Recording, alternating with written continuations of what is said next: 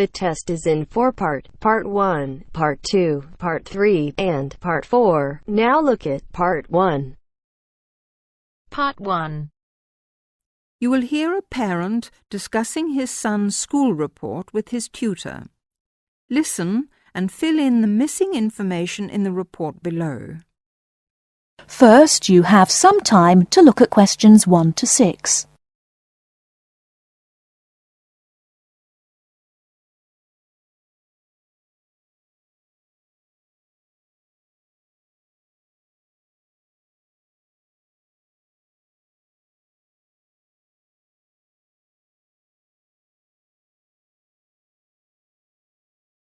Now we shall begin. You should answer the questions as you listen, because you will not hear the recording a second time. Listen carefully and answer questions 1 to 6. Good evening, Mr. Jameson. Please sit down. Good evening. Now, about my son Stephen's report. Yes, just a minute. Yes, now, what class is he in? Oh, yes, 4E. No, 4A, isn't it? Yes, that's right. Has he improved this year, Mrs. Hargreaves? Yes, I think overall, yes. Mind you, there is still room for more improvement in some subjects. Let's see. Maths. Well, the major problem here seems to be his algebra. Apart from that, he's doing much better. Could you help him with this, Mr. Jameson? Well, to be honest, it wasn't really my best subject at school either. But the overall exam result was encouraging. 60%. Yes, and history, I seem to remember a bad report for this last year. Well, he lacks concentration in the class, and of course this makes it difficult to remember things like dates and names, and a memory is quite useful in a subject like this. Oh dear. Well, I'll have a word with him when I get home and see what we can do to improve that. And music. Music, yes. Is he still having guitar lessons? Yes, every Monday after school. His music teacher has commented that he doesn't seem to be taking them very seriously. I think it was just a craze he had, Mrs. Hargreaves. I've noticed that he hasn't been very interested in practicing at home. And also, he tends to talk a lot in class. I mean, he's very talkative, and he only got 40% in the exam. Well, nobody in our family is very musical, so I don't expect him to do very well. Before you hear the rest of the conversation, you have some time to look at questions 7 to 10.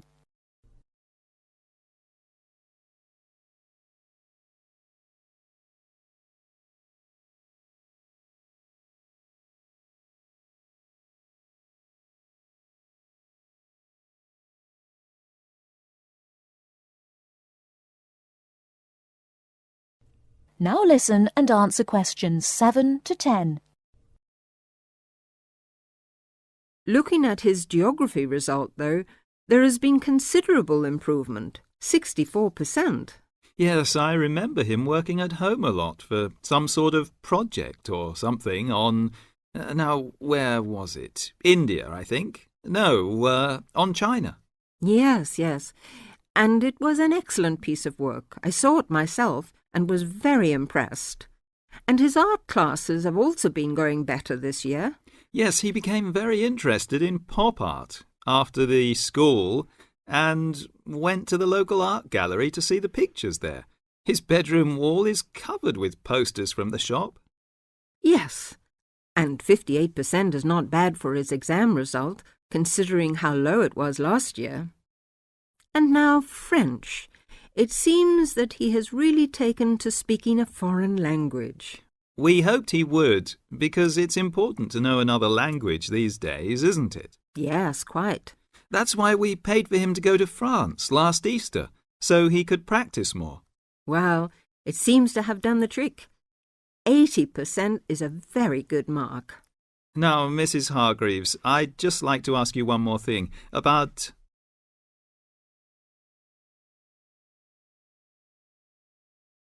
That is the end of part 1. You now have half a minute to check your answers.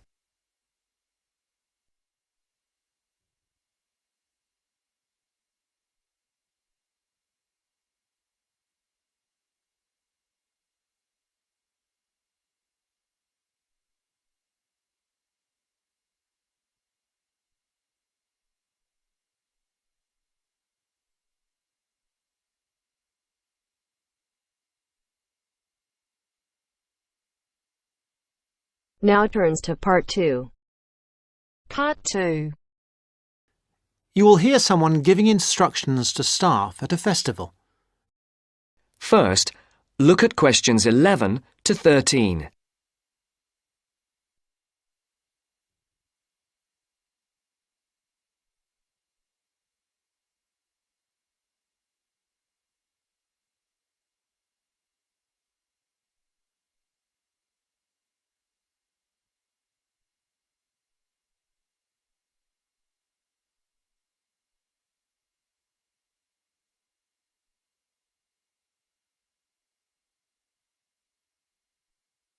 As you listen to the first part of the interview, Good morning, everybody.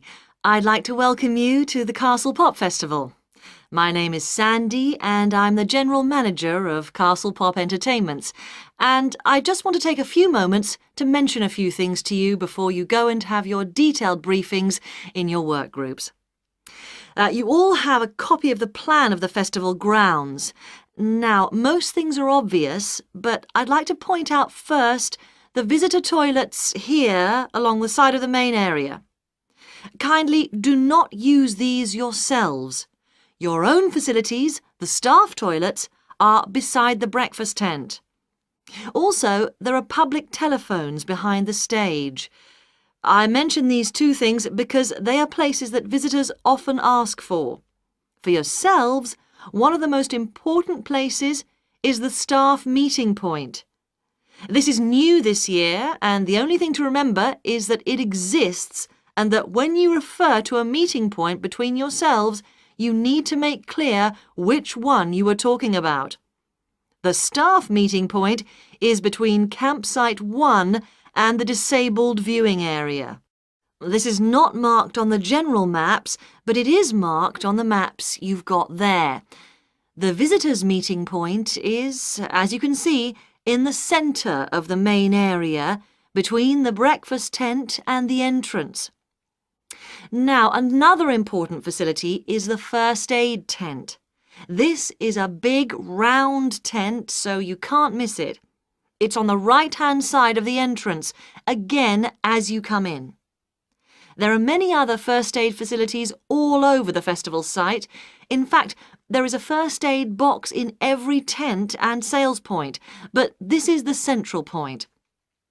Finally, I wanted to mention the security on the site. Every year the festival gets bigger and bigger, and so every year we have to increase the security arrangements.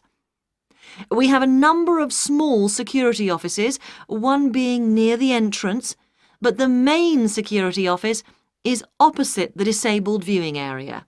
It's next to the Old England pub so that the officers can keep an eye on what's going on there. And of course, in that office there is a full supply of first aid equipment too. And don't forget, those of you who can't wait till you get your pay at the end of the festival, there are some cash machines in the wall of the Old England pub. now look at questions 14 to 20.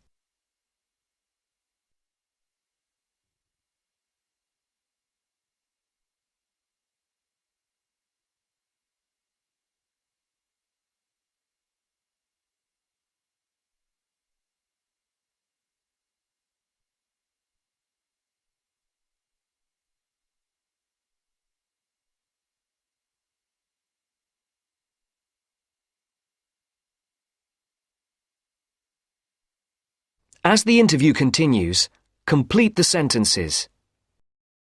I do hope you will enjoy working with us this year. It's always good to see some of last year's faces back with us again. We hope this year to put on an even better festival than before. The first year we put on a festival, we called it the Mountain View Pop Concert. And it was a pop concert rather than a festival. We held it inside the castle and you could see the mountains in the background. It was very small and personal. Then we held it in front of the castle with the castle in the background, and then we started calling it the Castle Festival. Now, this year, we have moved further away into the fields. The advantage is that the castle and the mountains are both there in the distance, but we have as much space as we want in the fields. The only problem with the fields is that sheep use the fields during the spring months and they leave little messages for us all over the place. So please be careful and encourage the visitors to be careful too. Now, it just remains for me to let you know the times of your detailed briefings, which are as follows, and I'm telling you these as they are not, I repeat, not as written down on your welcome letters. Those of you who are working on the children's zone, your meeting is at 2 p.m. in campsite 2. Those of you on the security team need to meet behind the stage at 3:15 p.m. For the people on first aid, please do not meet in the first aid tent. There will not be enough room, but meet at the entrance gates at 4 p.m. Finally, we need everybody, and I do mean everybody, on duty on Monday morning at 8 a.m. for the final clean-up. I'd like to remind you that Monday is the final day of work, not the Sunday. People not coming to the final day will lose 50% of their pay. The meeting place for that is campsite 1. Now, good luck, and let's make this the best festival ever!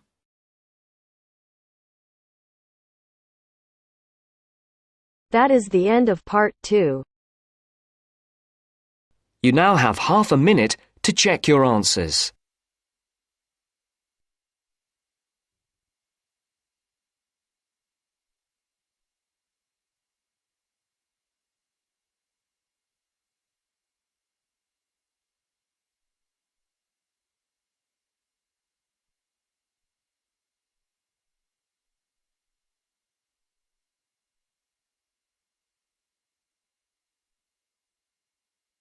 Now turns to part 3.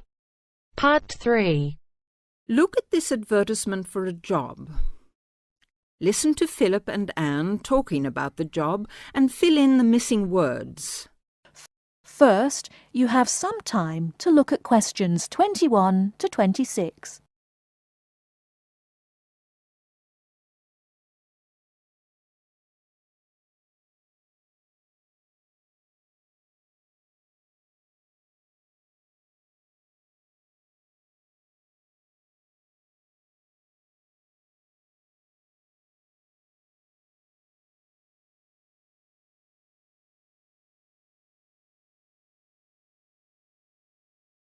Now listen carefully and answer questions 21 to 26.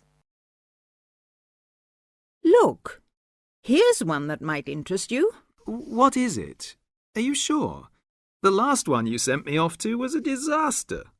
Yes, look. It says they want a junior sales manager, and it looks like it's a big international company. That'd be good. You might get to travel. What kind of company is it, though? Let's see. Yes, it's a textile company that seems to import from abroad. That's odd, isn't it? What else? They say the salary is really good. They operate a system of paying you a basic salary and then offering sales commission on top of that. They say it's high. And, oh, look, they give you a car to travel around in. Gosh, that's not bad, is it? Do they say anything about experience? Let's see. No, they want someone young with ambition and enthusiasm. Oh yes, they want graduates, so that's okay. You've been to university. Now what else? Let's see. There must be some catch. No, The only thing is you have to travel, but then that's what the company car's for. Oh, and you have to be able to get on well with other people, because it says you have to be good in a team. Perhaps I'll have a closer look at that one. Before you hear the rest of the talk, you have some time to look at questions 27 to 30.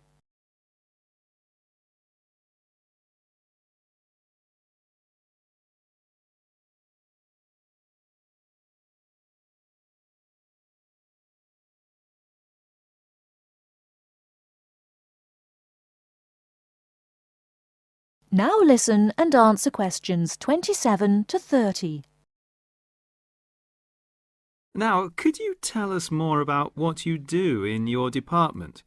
I mean, what research are you actually doing at the moment? We're trying to find out as much as we can about dreams.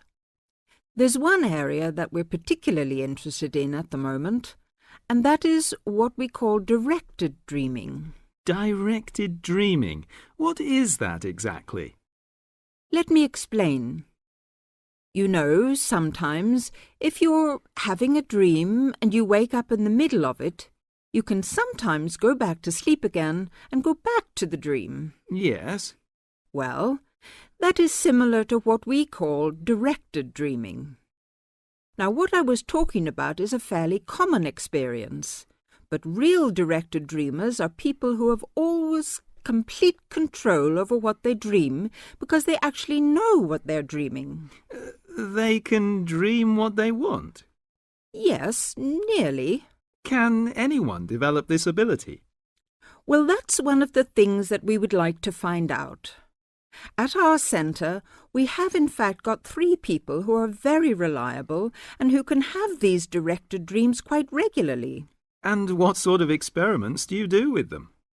Well, a few weeks ago, we thought it would be interesting to see if there was any way that these 3 regular dreamers could communicate with each other in a directed dream while they were sleeping. So one night, we arranged for them all to stay at the centre. Then we asked the 3 of them, there were 2 men and a woman, we asked them all to go to a pub that they all knew quite well, down by the river, and asked them if they started dreaming to go down there and try to find each other. In the dream? Or 3 dreams? Yes. So they all went off to sleep, and the next morning we interviewed them all separately and asked them what they had seen. The 2 men had had dreams and could remember them, and they both said that they had been to the pub and had seen each other and had had a talk. But also, both of them said that they hadn't seen the woman, and we thought that was a bit odd. And then we talked to her, and she told us that she hadn't had a dream at all that night, or she couldn't remember it anyway. Fascinating. So both of the men said she hadn't appeared in their dreams, and that was because she hadn't in fact been dreaming. Yes, though of course it could just be a coincidence. But that's the kind of thing that we're trying to find out more about. Well, thank you very much, Dr. Border. It's been fascinating talking to you. Thank you.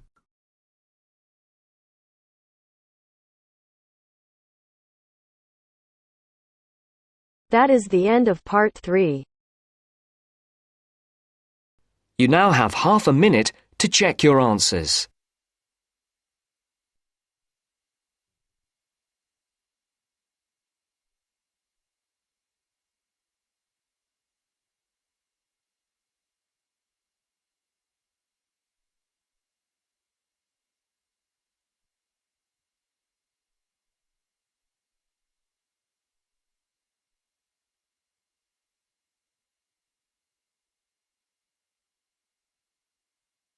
Now turns to part 4. Part 4. 4. You will hear an extract from an introductory talk given to a group of students who have just entered a university residential college. The speaker is the principal of the college. Listen to what the speaker says and answer questions. First, you have some time to look at questions 31 to 40.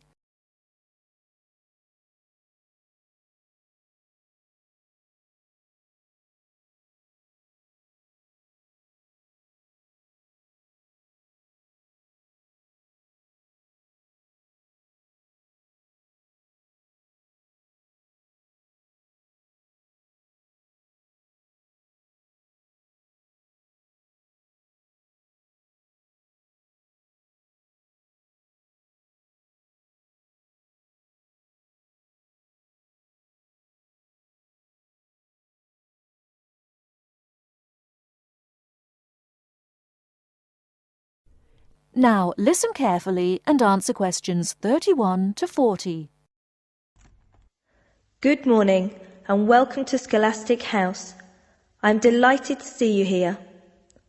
It is my duty to explain to you some of the history of our college and some of the traditions which I hope you will uphold. The idea for Scholastic House was expounded by Samuel Wells in 1898. Wells was a visionary whose ideas were well ahead of his time. He wanted a college which would encourage friendship between people of different races and nationalities. Wells died in 1900 before he could see the college in action. Scholastic House finally began operating in 1903 with 10 students. Those students came from Asia, Europe and the Americas. At that time, Scholastic House accepted only male students, although it has been co-educational since 1963.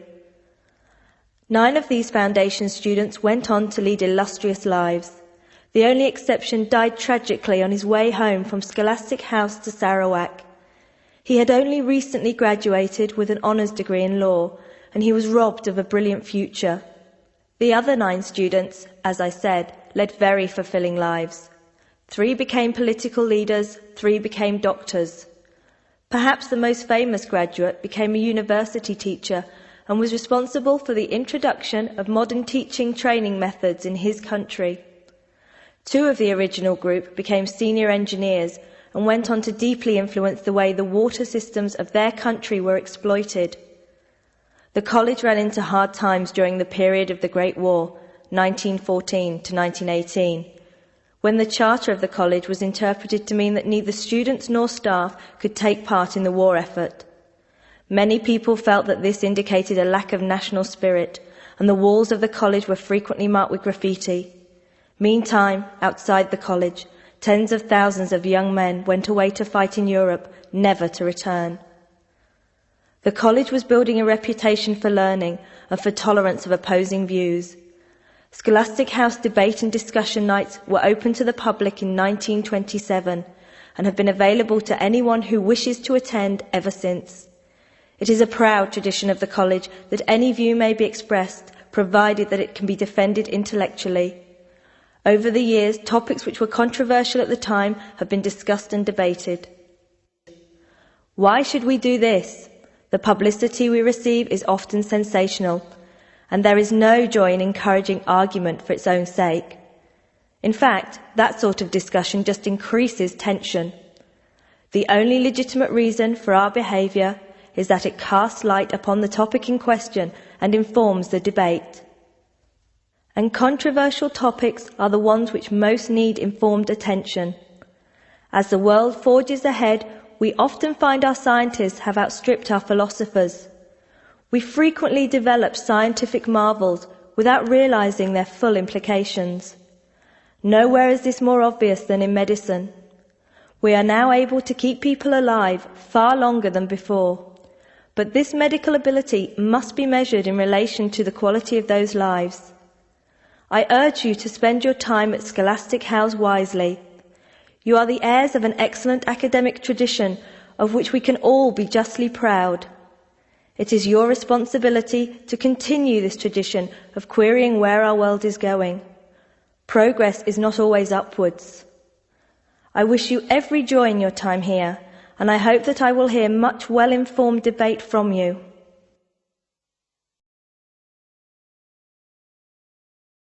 That is the end of part 4.